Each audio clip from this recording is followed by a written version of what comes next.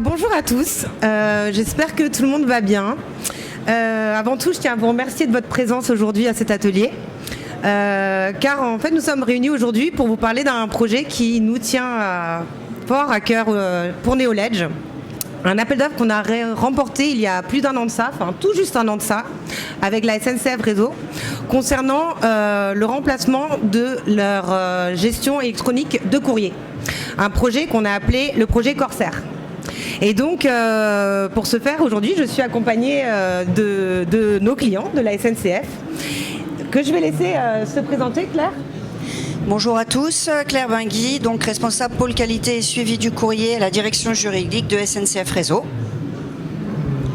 Guénaël Evno, donc je suis chef de projet MOA pour la DG numérique à SNCF Réseau et donc spécifiquement chef de projet sur le projet Corsair dont nous allons parler lors de cet atelier. Donc Corsair pour développer c'est courrier, réception et suivi pour SNCF Réseau. Bonjour à tous, Soumaya Guesmi, chef de projet Neoledge, et j'ai accompagné les équipes SNCF dans la mise en place de l'application Elise dans le cadre du projet Corsair. Voilà. Et enfin, moi, Vanessa Cléraud-de-Rosbeau, donc ingénieure commerciale chez Neoledge et qui a participé activement sur la mise en place du contrat et du partenariat avec la SNCF Réseau. Donc si vous le voulez bien, en fait on va commencer par se présenter, nous Neoledge et notre solution Elise Cloud. Et ensuite je vais laisser la parole à la SNCF Réseau pour se présenter également. Puis on va vous présenter ce projet qui, comme je vous ai dit, nous tient fort à cœur, donc le projet Corsair, puis les bénéfices de cette solution et le retour d'expérience de la SNCF Réseau. Est-ce que ça vous va? Ouais, ok. Donc Neoledge, qui nous sommes? Nous sommes un éditeur français, nous sommes lillois de base. Éditeur français spécialisé dans la gestion électronique de courrier et de documents et sur toute la partie processus et dématérialisation des workflows. On a une grosse expérience, on existe depuis plus de 15 ans aujourd'hui. Et nous sommes un groupe indépendant avec une croissance à l'international, une forte croissance aujourd'hui. Nous sommes présents sur toute la France, également avec des bureaux à Paris, mais également en Europe, sur toute la partie Amérique du Nord avec des bureaux à New York, et également sur toute la partie Afrique et Moyen-Orient avec des bureaux à Casa, Tunis et Zarzis. Donc aujourd'hui, finalement, on se base sur un écosystème de partenaires et d'intégrateurs pour intégrer en fait la solution chez nos clients, pour que nous, en fait, on se concentre réellement en tant qu'éditeur sur notre solution pour apporter en fait le maximum de fonctionnalités et être quelque part la meilleure jet possible aujourd'hui sur le marché. En quelques chiffres, Neoledge c'est 10 millions de chiffres d'affaires. On réinvestit 20% de notre chiffre d'affaires dans la recherche et développement, et notamment dans l'IA où on a développé notre propre IA aujourd'hui qu'on a intégré dans notre solution.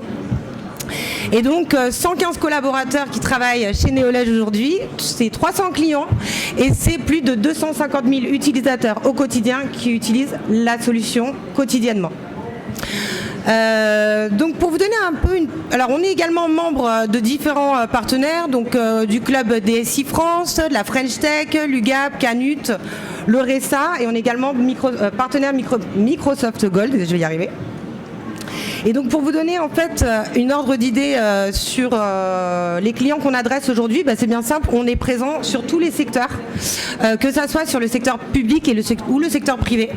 Sur la partie publique, c'est 50% des plus grandes villes de France, 20% des départements, 54% des régions aujourd'hui.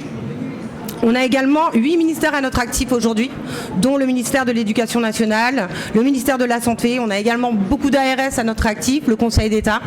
Et après, sur toute la partie privée, on est très présent sur la partie banque, assurance et mutuelle, avec des clients comme la Cavamac, Pacifica, le Crédit Agricole. Et sur toute l'autre partie finalement du privé, oui, on a des clients comme la SNCF Réseau aujourd'hui qui va nous parler de leurs projets. Orange, Vivadour, des grosses coopératives, Total Énergie également. Donc voilà un peu pour ce panel de clients qu'on adresse aujourd'hui. Donc pour vous parler un peu de notre solution, Donc aujourd'hui, la solution Elis Cloud est vraiment une solution de gestion électronique de documents sur étagère qui est complètement transverse, qui s'applique à tout secteur, à tout métier confondu. On a plusieurs briques finalement, enfin on adresse plusieurs aspects, dont la gestion électronique de courrier dont on va parler aujourd'hui, qui est le cœur de ce projet, avec toute la partie de salle de courrier numérique, avec du classifieur intelligent, du processus de courrier entrant et sortant, et on gère également tout ce qui est base contact. Évidemment, on ne peut pas parler de GEC sans parler de GED, qui est aussi en fait notre gros pôle aujourd'hui, sur toute la partie dématérialisation des flux omnicanaux, la gestion des formulaires, de l'enrichissement, de la recherche et du classement évidemment, et toute la partie de dossiers contextualisés aujourd'hui pour retrouver finalement vos documents sous une arborescence de dossiers facile à retrouver. On a également toute la brique BPM, Business Process Management, avec l'orchestration des processus, du travail collaboratif, du designer de workflow et de l'automatisation intelligente. On a également développé et intégré à notre solution une solution de parapheur interne pour pouvoir signer vos documents en interne à valeur probante, mais également une solution de signature électronique externe qu'on a intégrée à la solution pour qu'aujourd'hui vous n'ayez pas finalement à aller faire triple clic et aller chercher dans une autre solution pour envoyer vos documents à l'externe. Aujourd'hui, vos documents sont signés. Quand ils sont signés à l'externe, ils reviennent directement dans la GED et ils viennent s'intégrer directement dans le dossier correspondant. Comment on fait ça? On fait ça grâce à de la capture, donc capture omnicanal. Aujourd'hui, on traite tout document entrant, que ça soit du formulaire web, de l'appel téléphonique, de l'email, du papier. Vraiment tout document, finalement, on l'intègre à la solution et on applique à ça de la reconnaissance intelligente et de l'extraction de données, avec de la lecture automatique de documents, de la reconnaissance automatique de documents. Tous nos documents sont OCRisés également. Et puis l'IA, comme j'en ai parlé tout à l'heure, avec de l'auto-indexation, de l'auto-classification. On a également intégré à la solution un chatbot, de l'assistant document avec une analyse pertinente finalement sur l'ensemble de vos documents que vous allez intégrer dans la GED. Et puis derrière, on a également développé des connecteurs pour pouvoir les intégrer à vos boîtes mail, pour pouvoir faire tout simplement du glisser-déposer de vos documents et les intégrer, ou de vos pièces jointes et les intégrer directement dans la GED. Après, on a différents services associés comme la FactureX pour la PDP, ECS Form Recognizer qui est une autre forme d'IA, de la Data Gateway, donc ça c'est pour la reprise. Quand on installe la solution chez nos clients, on ne repart pas de from scratch, donc on est capable aujourd'hui de reprendre 30 000 documents par heure. Donc voilà, pour la reprise des données. Et puis après, toutes sortes de connecteurs, donc JotForm, une plateforme Neoform pour les formulaires. Et on a développé une multitude d'API et de web services aujourd'hui pour finalement placer Elis au centre de votre SI et converser avec vos différentes applications métiers tierces pour aller récupérer un certain nombre d'informations, la traiter et derrière reverser l'information dans votre ERP, votre application comptable ou autre. Donc Elis Cloud, en termes d'offres, évidemment c'est Elis as a Service. On propose également une application mobile. C'est une offre full SaaS disponible 7 jours sur 7, 24 heures sur 24. Avec un RSE renforcé, on travaille énormément là-dessus, avec l'éco-conception des interfaces, un ICM web optimisé, une réduction de la poids de données, des poids des bases de données. Après, on travaille également énormément sur l'accompagnement au changement, qui est très personnalisé aujourd'hui pour nos clients, avec des plans de formation, des newsletters, une démarche qui est globale qualité et une équipe recette projet dédiée par client et par projet. Et évidemment, toute la partie assistant de documentation. Et également, on travaille beaucoup sur l'accessibilité numérique pour les personnes malvoyantes, avec de la conformité RGA, etc. En termes d'offres, donc on a un cloud public, donc c'est sur des centres de données ISO 27001 qui sont certifiés HDS, la solution est certifiée HDS. Nos centres de données sont localisés en France. On propose également une offre SecNum Cloud pour les ministères et autres qui ont besoin de certifications supplémentaires. Et donc tous ces centres de données finalement sont opérés par du personnel français habilité et localisé en France. En termes de structure, on fait vraiment des ressources qui sont dédiées et isolées par client. On ne fait pas de mutualisation. On propose des accès sécurisés avec des audits des accès, des protections antidoses et des coffres de clés. Avec un niveau de service aujourd'hui qui est un des plus performants sur le marché, avec un SLA de 99,9%, avec un RPO de 2 heures et un RTO de 18 heures. Et en termes d'opération, on fait tout ce qui est supervision, alerte, remédiation automatique, du patch management, de la sauvegarde en continu, du chiffrement en transit, au repos et de la géoredondance. Donc en termes de sécurité aujourd'hui, vous avez une application qui tient vraiment la route et qui est très très performante à ce niveau-là. Et c'est pour ça aujourd'hui que la SNCF Réseau, c'est une des raisons pour lesquelles elles nous ont fait confiance. Donc pour ma part, j'ai terminé, je vais passer la main à Gwenaël qui va nous présenter rapidement la SNCF Réseau. Merci Vanessa. Donc je vais vous faire une présentation de SNCF Réseau et ensuite on va parler des directions qui ont participé au projet Corsair. Donc je vais faire assez court parce qu'il y a beaucoup de choses à dire. SNCF Réseau, ses missions, c'est de gérer, d'exploiter et de moderniser le réseau ferré national. SNCF Réseau développe les nouvelles infrastructures du réseau et régule et organise la circulation ferroviaire. Donc vous êtes sans doute au courant qu'il y a eu une ouverture à la concurrence il y a quelques années. Donc SNCF Réseau est chargé de veiller à cette ouverture à la concurrence et d'attribuer des sillons aux différents transporteurs ferroviaires. Donc c'est SNCF Réseau qui chapeaute tout ça. Quelques chiffres clés.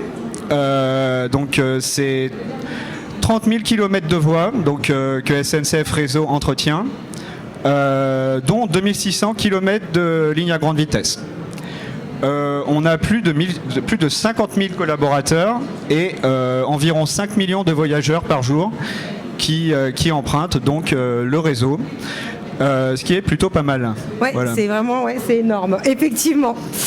Et du coup, concernant la mission de la direction générale numérique, vous pouvez nous en parler un peu plus ? Alors, je fais partie de la direction générale numérique, donc je la représente aujourd'hui. On est près de 500 collaborateurs et notre mission, c'est d'accompagner la transformation numérique à SNCF Réseau. Qu'est-ce que ça veut dire ? Donc, on travaille à la direction générale du numérique, on gère des projets. On passe les marchés, on pilote les projets, on participe à la gestion du SI, donc du système d'information. On gère aussi la maintenance en conditions opérationnelles des applications. On a des portefeuilles d'applications dont on a la responsabilité technique et fonctionnelle. On est un peu un médiateur avec le métier. En fait, on a une posture de business partner. Ça signifie qu'on conseille les métiers et on les appuie. On les appuie à la fois dans leurs besoins numériques et informatiques et également dans l'expression de leurs besoins. C'est-à-dire qu'on les aide à faire les cahiers des charges, on les aide à faire remonter de façon informatique ce dont ils ont besoin. L'ADG numérique a été fondée pour agglomérer les compétences numériques au sein de SNCF Réseau, pour centraliser aussi son pilotage économique au niveau des compétences numériques et également la cybersécurité, la sécurité des systèmes d'information. Et enfin, donc on met les utilisateurs au cœur de nos priorités. Comme je vous ai dit, on a un rôle de médiateur. Et on met en place des baromètres assez régulièrement pour avoir les remontées des clients et des utilisateurs et pour prendre en compte ces remontées et éventuellement faire évoluer les applications, les fonctionnalités sur les applications. En fait, on est un peu une interface entre le logiciel et l'éditeur, voilà. Très bien. Avec les métiers. Merci Gwenaël. Et du coup, Claire, est-ce que vous pouvez nous parler un peu plus de la direction juridique et de la conformité ? Alors moi je représente vraiment le côté métier. Donc le pôle qualité et suivi du courrier a une longue expérience quant à la gestion et au suivi du courrier, ainsi que de la co-administration fonctionnelle des applications courrier qu'on a déjà eu à gérer. Depuis que nous faisons partie de la direction juridique, nous sommes donc encore plus soutenus par notre hiérarchie et aussi par la présidence du groupe. C'est ainsi que, donc, avec cette double casquette, on intervient dans le projet Corsair et puis nous sommes aussi le relais des différentes directions utilisatrices. Très bien, merci beaucoup. Donc maintenant, on va parler du projet Corsair en tant que tel. Et en fait, j'aimerais savoir aujourd'hui, en fait, quel est l'historique finalement de cet appel d'offres? Pourquoi vous avez lancé un appel d'offres? Alors, avant Corsair, donc, nous utilisions l'application qu'on appelait V2. Elle était développée sur le socle de la JED de SNCF Réseau et dès qu'un courrier était clos et après 2 ans, il était archivé dans la JED. Cette application gérait les courriers arrivés et départ, ce qu'on appelle aussi les courriers entrants et sortants, de SNCF Réseau et plus particulièrement les courriers à l'arrivée et à la signature du président surtout. Elle assurait le suivi, notifiait les acteurs, effectuait les recherches multicritères et tout cela avec une traçabilité, que ce soit pour les courriers à l'arrivée et au départ. Très bien, merci. Et du coup, en fait, pourquoi vous avez voulu changer de fournisseur pour la gestion électronique de courrier au sein de la SNCF Réseau? Alors le fait générateur de ce changement, ça a été le nouvel appel d'offres sur la JED, SNCF Réseau, donc Réseau Doc. On s'est posé la question, est-ce que la gestion de courrier va rester donc un développement sur le socle de la JED ou bien va faire cavalier seul sur un logiciel de gestion électronique de courrier? On y avait déjà un peu réfléchi avant parce qu'on avait 3 besoins en fait qui se sont posés à nous, 3 forts besoins. Donc le premier, c'était un besoin de standardisation. On voulait profiter de fonctionnalités natives et que la solution puisse évoluer plus facilement et qu'elle puisse être un peu plus maintenable. La solution précédente était plutôt bonne, Courrier V2, mais on avait quelques difficultés dans les évolutions et également pour la maintenance de l'application du fait que c'était un développement spécifique. Donc c'était important pour nous d'essayer autre chose et surtout de bénéficier de l'expérience d'un éditeur. Cette expérience, ça nous permettait d'avoir des remontées des utilisateurs, d'autres utilisateurs qui soient extérieurs à SNCF Réseau, donc c'était important.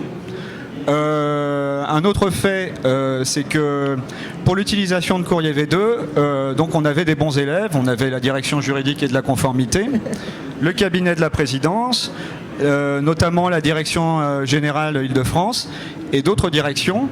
On avait aussi de moins bons élèves, c'est-à-dire qu'ils utilisaient très sporadiquement l'application, voire qu'ils n'utilisaient pas du tout. Donc le but, c'était d'embarquer tout le monde. C'est-à-dire qu'on avait une directive, embarquer toutes les directions dans la nouvelle application. Donc pour ça, il fallait avoir des interfaces qui soient meilleures que celles de Courrier V2 et qui puissent avoir plus d'appels pour les utilisateurs.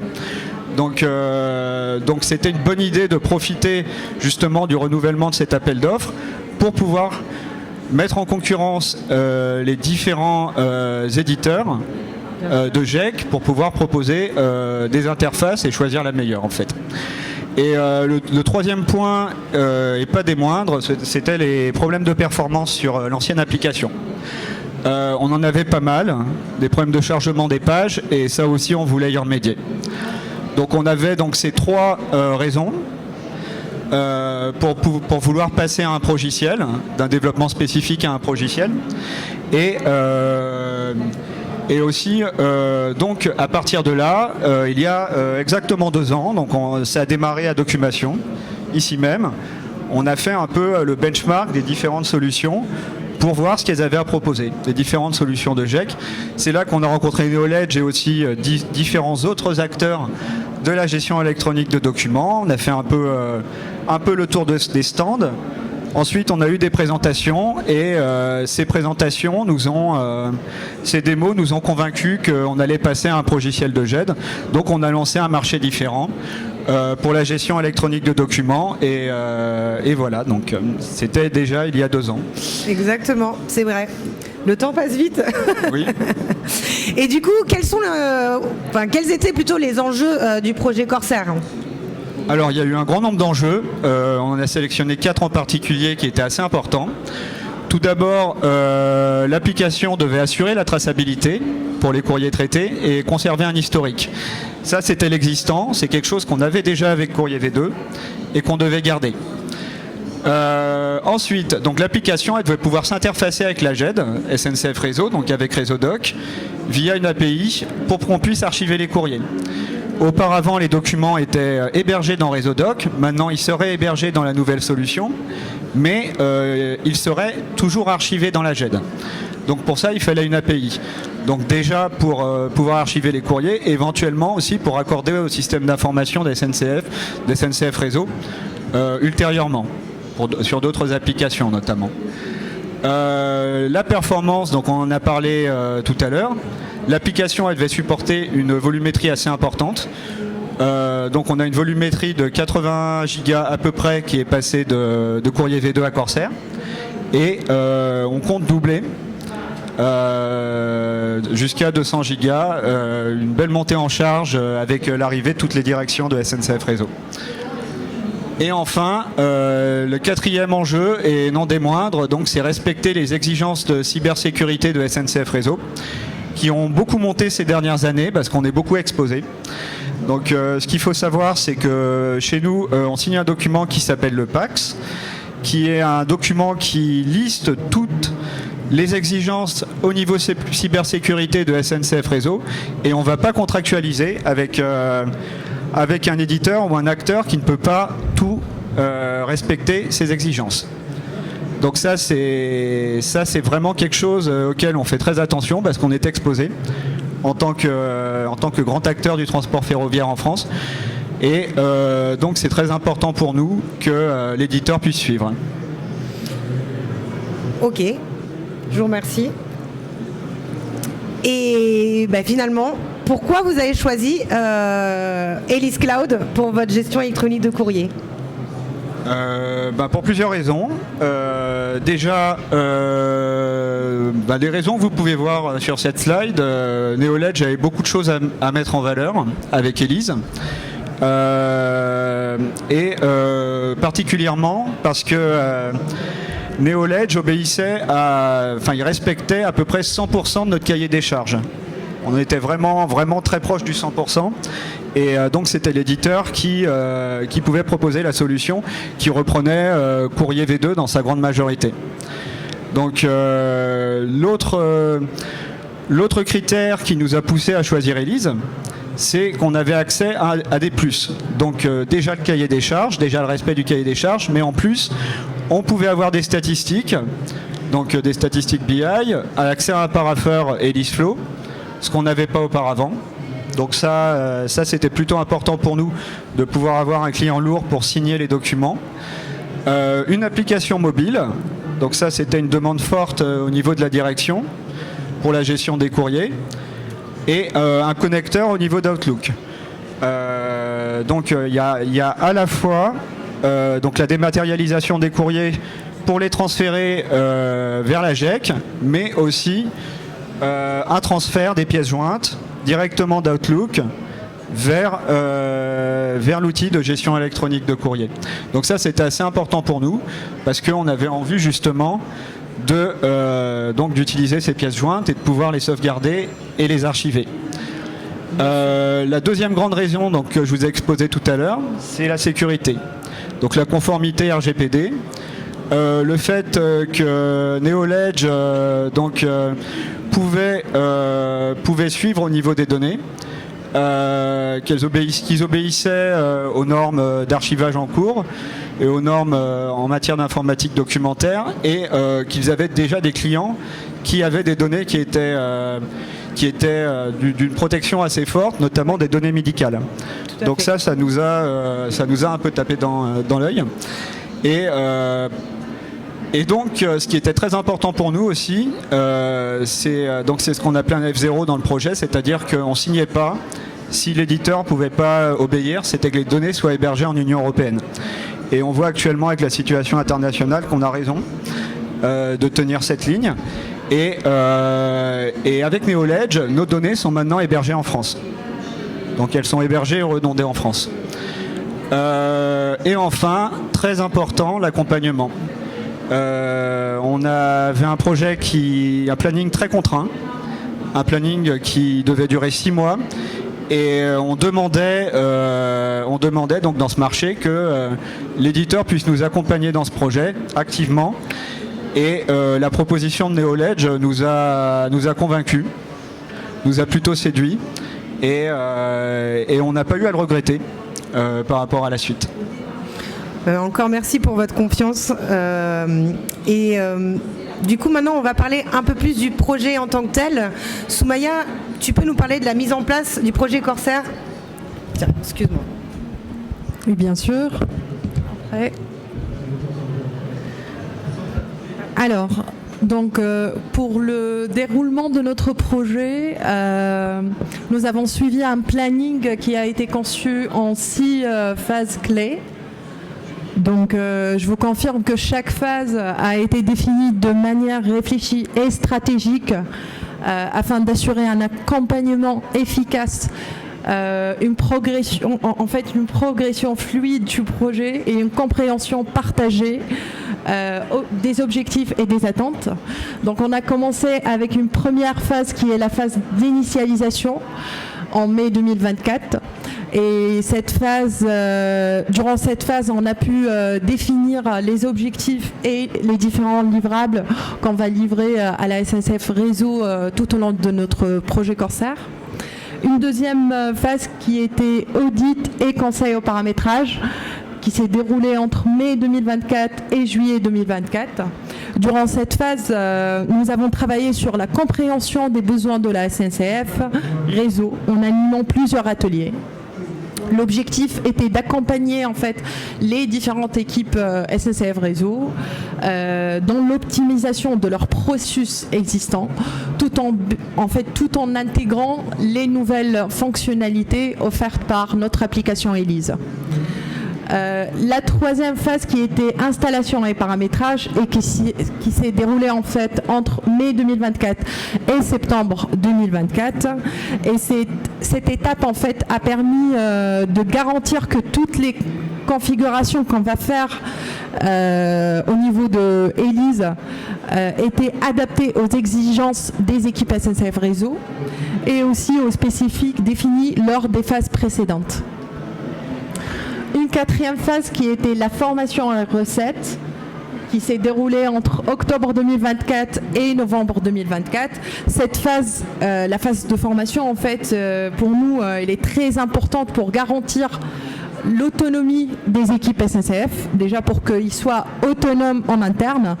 Nos formateurs Neoledge ont proposé des sessions adaptées aux différents profils des utilisateurs chez la SNCF Réseau, tels que les administrateurs fonctionnels et techniques, l'équipe des référents, l'équipe projet, voilà.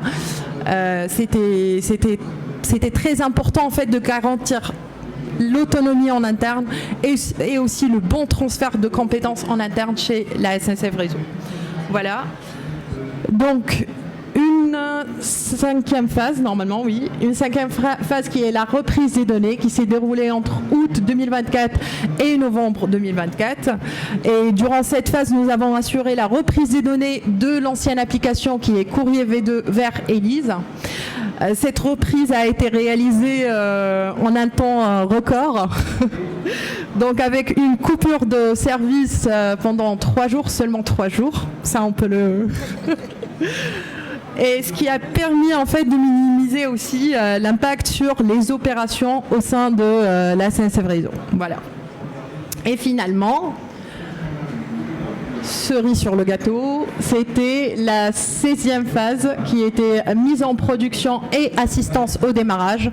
Donc cette phase, elle a commencé depuis le 26 novembre 2024 et on a assuré une mise en production réussie et assez fluide, voilà, avec une assistance complète au démarrage, en organisant des sessions de questions-réponses avec les différents utilisateurs. Ces sessions-là nous a permis aussi de bien accompagner les utilisateurs finaux, de répondre à leurs questions, de faire les adaptations de paramétrage en cas de besoin, voilà. Et pour garantir la satisfaction au sein de la SNCF Réseau. Donc, avant de terminer, il faut que je mentionne que ce planning, il a été proposé en mai 2024 et nous avons su respecter les délais pour livrer un projet réussi en seulement 6 mois grâce à toutes les équipes de Knowledge et les équipes de SNCF Réseau aussi. Donc, merci Ganaël, merci Claire. Voilà. Nous avons veillé en fait à minimiser la coupure de service. Tout ça, c'était malgré les contraintes externes, telles que les Jeux Olympiques, les vacances du mois d'août, par exemple. Voilà. Et voilà, une mise en production et à seulement 3 jours de coupure de service, quoi. Et on a garanti aussi l'addition des utilisateurs tout au long du processus. Et ça, c'est pour toi, en fait, Victor, direction numérique, SNCF Réseau. Donc, l'objectif, c'était accompagner. Voilà. Bravo Soumaya, merci pour nous avoir expliqué comment on a mis en place ce projet et bravo encore à toutes les équipes. Donc maintenant, on va parler du retour d'expérience de la SNCF Réseau, le premier bilan. Qu'est-ce que vous pouvez nous dire finalement? Oui, on peut faire un bilan même si on n'a pas terminé, hein, vu que le projet va encore durer un mois. Exactement. Voilà, on est encore en phase d'assistance au démarrage avec l'accompagnement au changement des métiers.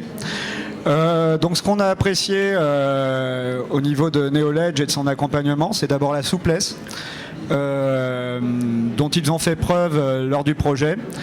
Ce qu'il faut savoir aussi, c'est que donc ils ont bien anticipé les difficultés qui pouvaient avoir lieu sur un projet aussi court de 6 mois, et ils ont aussi mobilisé un intégrateur, Reply, qui a permis de nous aider également pendant cette période de projet. Knowledge met en avant une expertise dans le domaine de la GEC. Il faut savoir que Élise, avant d'être une GED, donc avant de se positionner sur la GED, c'était une GEC, donc la gestion électronique de courrier. Donc c'est assez important, il y a une vraie expertise. Donc ça, c'est pas du bluff en fait. Ils nous ont accompagnés pendant la rédaction des spécifications, pendant les ateliers, et on a pu bénéficier d'années d'expérience pour pouvoir que Élise puisse devenir Corsair et qu'on puisse adapter le besoin à nos utilisateurs. Donc ça, c'était plutôt bien. Il y a eu un bon suivi des risques pendant le projet, lors des différents comités de pilotage. Donc ça, il faut le souligner. Une bonne réactivité, comme disait Soumaya, à notre fonctionnement interne, notamment pendant la période des JO. Donc ça, merci à vous pour nous avoir suivis et pour avoir permis de respecter le planning malgré toutes les exigences qu'il y avait de notre côté. Une bonne réactivité aux exigences de cybersécurité. Donc Knowledge fournissait pas mal de garanties à ce niveau-là, et quand il a fallu se mettre à jour, ils ont été tout le temps très réactifs. Donc sur ça, c'était bien aussi. La rupture de service, Soumaya en a parlé, donc c'était satisfaisant. 3 jours, c'était plutôt bien. Et je veux particulièrement parler du soutien dans l'accompagnement au changement. On a un public d'utilisateurs qui est assez divers. Il y avait les anciens utilisateurs de Courrier V2 et les nouveaux utilisateurs, ceux qui n'avaient pas utilisé l'ancienne application. Donc l'accompagnement au changement était particulièrement important dans le projet, il l'est toujours. Et donc Knowledge a tenu à co-animer le webinaire qu'on avait organisé en septembre dernier. Donc ça a permis de rassurer les utilisateurs, donc c'était une très bonne chose. Et la formation des référents a aussi été donnée par les formateurs de Knowledge. Donc ça a permis aux référents de pouvoir mieux comprendre l'application et de pouvoir un peu porter la bonne parole aux autres utilisateurs, d'être un peu rassurés sur ce qu'il y avait à venir. Parce que donc le changement était quand même là avec les interfaces, c'était pas gagné d'avance. Là, on a quand même des utilisateurs qui utilisent bien l'application. Et donc actuellement, toutes les semaines, on a des sessions de questions-réponses, comme a dit Soumaya. Donc on est présents tous les trois, Soumaya, Claire et moi. Et donc on répond aux questions des utilisateurs. Et c'est toujours rassurant de voir qu'à tous les niveaux, les utilisateurs peuvent compter à la fois sur l'éditeur et les opérationnels. Donc ils voient que tout le monde est là derrière eux et ça leur permet d'avoir plus de confiance pour adhérer à l'outil. Merci Gwenaël. Enfin, les premiers bénéfices que vous constatez sur le changement de la solution, passer de V2 à Elise Cloud, enfin au projet Corsair. Les plus gros bénéfices qu'on peut voir et qui sont déjà décrits dans la slide et qu'on ne peut qu'apprécier, d'abord il y a l'adaptabilité aux évolutions, la gestion des statistiques et BI. Un sujet qui me porte particulièrement à cœur, c'est la gestion des contacts. Grâce à eux, ça assure un énorme gain de temps et aussi le délai des traitements. Très bien, merci beaucoup. Quels sont les prochains jalons, les prochaines étapes que nous allons mettre en place dans le cadre de notre partenariat ? Déjà l'adhésion, on l'espère rapidement, de toutes les directions de SNCF Réseau, comme le disait Gwenaël tout à l'heure. La possible mise en place de l'application Maileva, qui nous plaît pas mal et qui déjà nous est demandée par certaines directions. On peut parler aussi de Elise, donc AI. On est en train de réfléchir à l'intégration de l'IA donc dans l'application Corsair à travers ce que propose Neoledge. Voilà, donc c'est en réflexion actuellement. C'est en phase test ? Voilà, on est en phase test en développement et on pense aussi à la mise en place de la nouvelle version d'Elise Mobile à l'horizon de septembre 2025, donc pour votre prochaine version. Voilà. Exactement, on aura un grand événement en 2025 sur la mise à jour de notre solution, notamment avec l'IA, donc ça sera un grand événement en septembre 2025.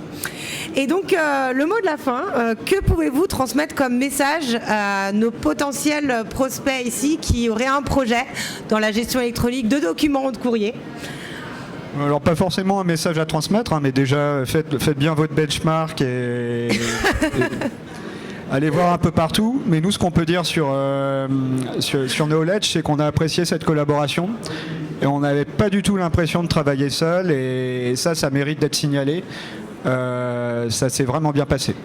Donc ouais, ça mérite vraiment d'être souligné que c'était une belle collaboration. Qui n'est pas encore terminée d'ailleurs. Qui n'est pas encore terminée, effectivement. Très bien. Et pour notre part, on a terminé. Voilà, je vous remercie beaucoup. Merci à vous.